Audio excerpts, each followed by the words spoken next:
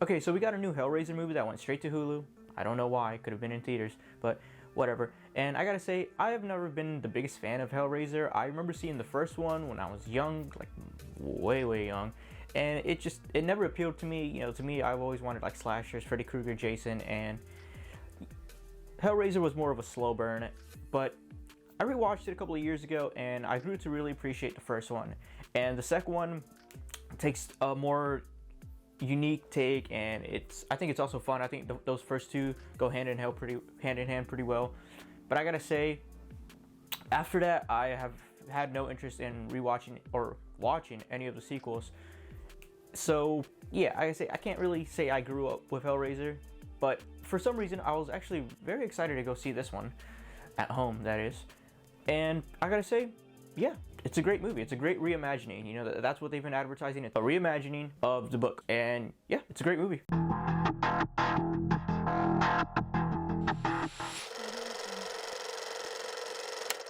So yeah, right off the back, you know, there have been some, you know, criticism towards this movie, of course, because they changed the lead Cenobite, the priest, Pinhead. You know, it was Doug Bradley who did an amazing job, phenomenal job. I'd say he is iconic with the role. And we changed it to Jamie Clayton, but in my opinion, I think she did a fantastic job for the story they were telling and the character she was portraying. She portrayed her own character. She was not really trying to rip off Doug Bradley in any way. She was really just trying to make it her own, and the design is really cool. I mean, the Pinhead itself pretty much looks the same, but the body, it's completely different. And that's one thing I really appreciate about this movie, is that it's just as advertised. It's a reimagining. I don't know why that's so hard to say, but yes, it's pretty much a reimagining of the book, The Hellbound Heart, and it's, you know, a little love letter to the original Hellraiser movie, also both made by Clive Barker. So yeah, this movie is, in my opinion, it seems like it's almost like a simple slasher. It doesn't really go as far as Hellraiser 2 went, and it doesn't try to take it as artsy as the original Hellraiser was.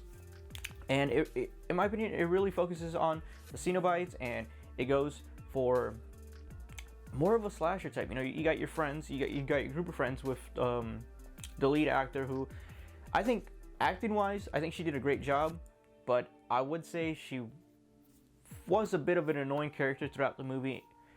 And there were some scenes where I was getting pissed off at her for some of the dumb mistakes she was making. And I understand what they were going for. You know, they wanted to start with her as a drug addict and kind of evolve her to becoming more sympathetic and a character you root for.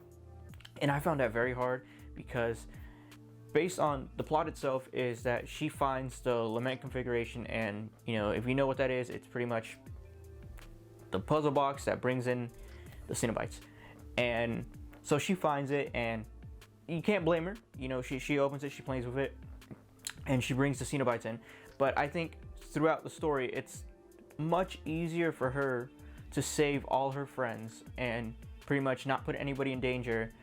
But some of the things that they do throughout this movie, some of the dumb decisions they do throughout this movie, that causes, you know, the Cenobites to keep coming and it to become more of a slasher film, really laid on her and her actions and what she did and some of the dumb mistakes that she made. Like, there's this one scene, you know, I don't want to get into too much spoilers, but there's this one scene where they're in a I think it's a mental institute, and these two characters, they're fighting over the lament configuration, and you know exactly where it's going to head. You know, you can see them, they're like shaking it back and forth, and you're like, okay, they're more than likely, one of them's going to solve the puzzle by just shaking it back and forth.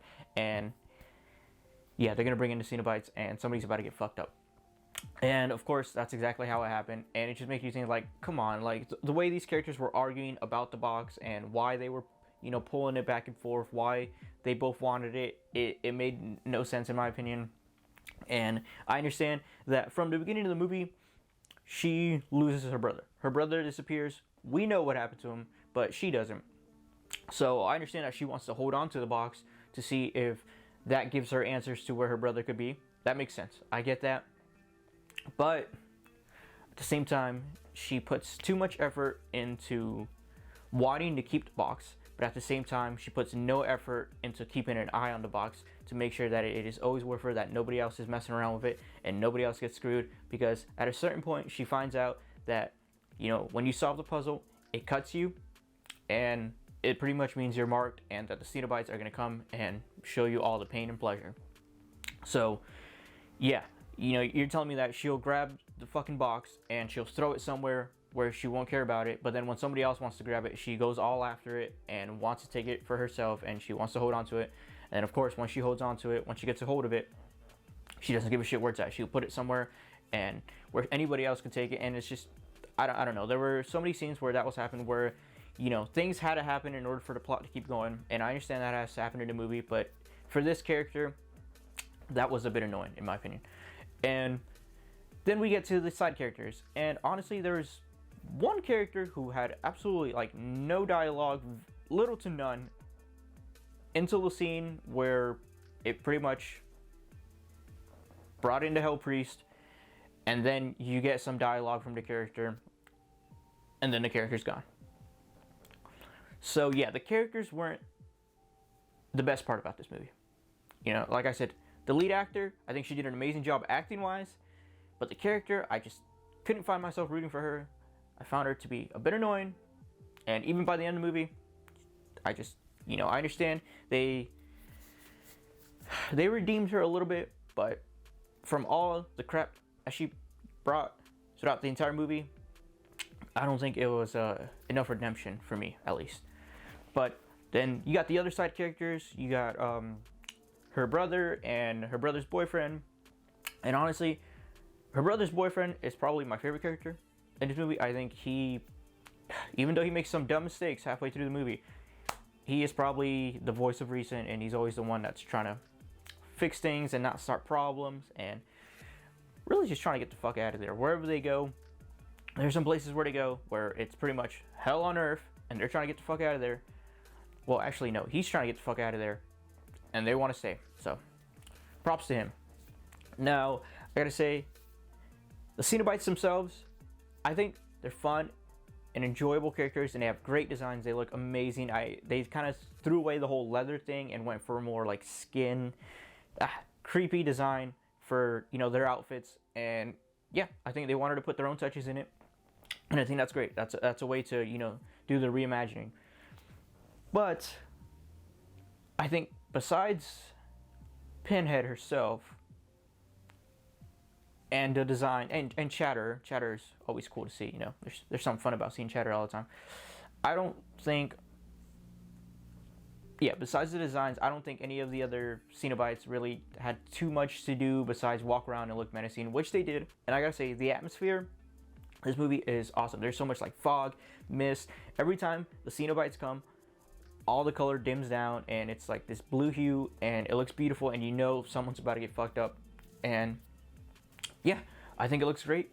The design of the Cenobites look great. Pinhead herself, her dialogue, it's, you know, you gotta understand, her dialogue has to compete with Doug Bradley. Let's be honest, everybody's gonna compare it to. And I think her dialogue about, you know, pain and pleasure and all this suffering, like Doug Bradley, the shit he says is fucking insane. And I'm happy to announce that the stuff that she says is also just as good, and the dialogue is just as good for both Pinheads. Now, besides that, yeah, she's pretty much her own character, and the Cenobites, they're kind of just there to be slasher villains. It really seems like a slasher movie. You know, you've seen it from the trailer.